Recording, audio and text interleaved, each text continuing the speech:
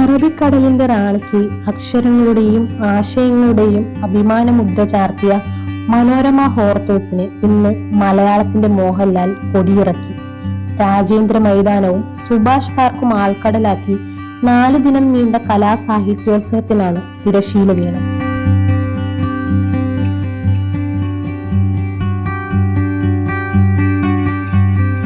രാഷ്ട്രീയം, സാഹിത്യം, സംസ്കാരം, ശാസ്ത്രം, കല, വിനോദം, വിജ്ഞാനം തുടങ്ങി ഒട്ടേറെ വിഷയങ്ങൾ വേദികൾക്ക് ജീവൻ പകർന്നു.